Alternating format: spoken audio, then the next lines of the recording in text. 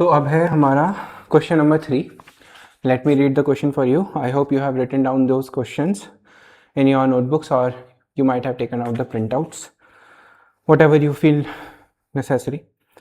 तो हमारा question number 3 है The displacement x of a particle varies with the time t as x is equals to 4t square minus 5t 15t plus 25. Find the position, velocity and acceleration of the particle at t is equals to 0.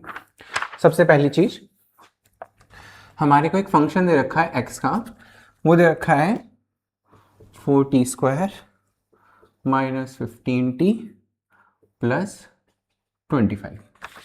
मेरे पास एक x का function है, इसमें मुझे position बतानी है. क्या बतानी है? पोजीशन. वही मतलब पोजीशन का मतलब x की वैल्यू बतानी है, मुझे वेलोसिटी बतानी है v और मुझे बताना है एक्सेलरेशन जिसका सिंबल होता है मेरा a. ठीक, तो ये हमारी कैलकुलस इन काइनेमेटिक्स के टॉपिक्स के अंडर में आता है. ये बेसिकली बस इतना कहता है कि x का फंक्शन अगर है तो v की वैल्यू होगी dx अपॉन dt. इसका मैं डिफरेंशिएशन करूंगा x वाले का टाइम के रेस्पेक्ट, तो मेरे को वेलोसिटी मिल जाएगी. वैसे ही अगर मैं वेलोसिटी का डिफरेंशिएशन करूंगा टाइम के रेस्पेक्ट में तो मेरे को एक्सेलरेशन मिल जाएगा. ये कैलकुलस, बेसिक कैलकुलस इन काइनेमेटिक्स है. अच्छा जी, इतना तो हो गया. अब डिफरेंशिएशन जब हम करते हैं हमारा एक बेसिक फॉर्मूला लगता है डिफरेंशिएशन का. वो ये कहता है d अपॉन dx है और x की पावर n है. ठीक है, तो x की पावर n का फंक्शन, x की पावर n फंक्शन जो फंक्शन का वैल्यू जो हमारा एक्सप्रेशन जो है उसका हमें डिफरेंशिएशन करना है विद रिस्पेक्ट टू x. तो इसका फॉर्मूला होता है n x n माइनस 1, ये वाला. तो अब मेरे पास x का फंक्शन दे रखा है. अब मैं इसका dx अपॉन dt कर दूं. याद रहे जो मैंने ऊपर फॉर्मूला लिखा है उसमें डिफरेंशिएशन x के रिस्पेक्ट में हो रहा है, यहाँ पे टाइम के रिस्पेक्ट में हो रहा है. उस फंक्शन का टाइम के रिस्पेक्ट में डिफरेंशिएशन हो रहा है. तो dx अपॉन dt क्या हो जाएगा? d upon dt 4t square minus 15t plus 25. यहाँ पे हम t के एक्सप्रेशंस जहाँ आएंगे, वेरिएबल्स जहाँ आएंगे, उनको डिफरेंशिएट करेंगे और जहाँ पे t नहीं है वहाँ पे हम कुछ उसे निगलेक्ट कर देंगे. तो d अपॉन dt करूँगा तो कितना आ जाएगा? 4 इंटू 2 t माइनस 15. तो 4 इंटू 2 है 80 माइनस 15. ये मेरा आ गया dx अपॉन dt जो किसके बराबर होता है? वेलोसिटी के. ठीक, अब मुझे क्या करना है? अब इस वेलोसिटी का डिफरेंशिएशन दोबारा करना है, तो मतलब dv अपॉन dt करना है.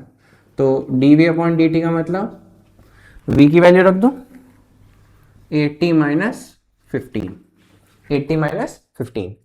तो ये तो कांस्टेंट है, ये तो हमारा डिफरेंशिएशन, इसकी तो वैल्यू 0 हो गई. तो हमारा क्या बचा? a is equals to dv upon dt की वैल्यू हमारी हो गई 8 के बराबर. ठीक, अब क्वेश्चन पार्ट देखिए. Find position velocity acceleration at t is equals to 0. तो पहली इक्वेशन तो मेरी यही बन गई पोजीशन की. दूसरी इक्वेशन मेरी ये बन गई और तीसरी इक्वेशन मेरी ये बन गई. तीन इक्वेशंस में ध्यान देना ये है, यहाँ पे t का वेरिएबल है यानी कि x टाइम पे डिपेंड कर रहा है. यहाँ पे वेलोसिटी में t का वेरिएबल है यानी कि वेलोसिटी टाइम पे डिपेंड कर रही है. यहाँ हमारा कैसा है? कांस्टेंट है. कांस्टेंट है, t की कोई भी वैल्यू वो हमारी कांस्टेंट रहेगी.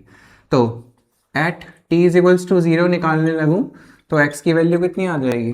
4 इंटू 0 का स्क्वायर माइनस 15 इंटू 0 प्लस 25.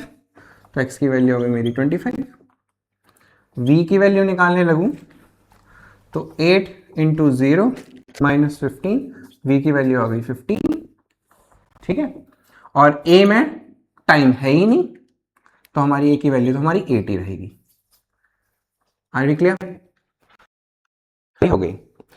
अच्छा, अब इसके सेकंड पार्ट में ये पूछ रहा है कि क्या कभी वेलोसिटी पार्टिकल की जीरो होगी, यानी कि वेलोसिटी क्या कभी जीरो होगी, कब होगी, टाइम निकालना है।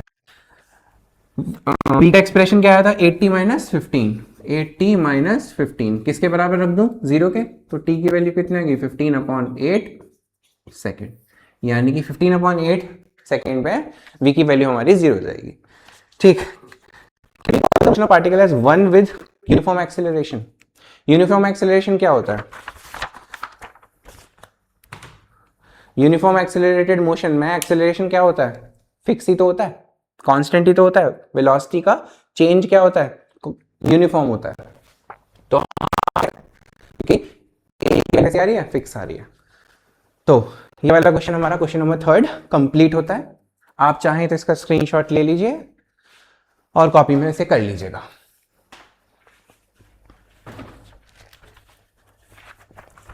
इसके बाद हमारा कौन सा क्वेश्चन है, let me see it, what was it. ठीक है, ये क्वेश्चन कंप्लीट होता है।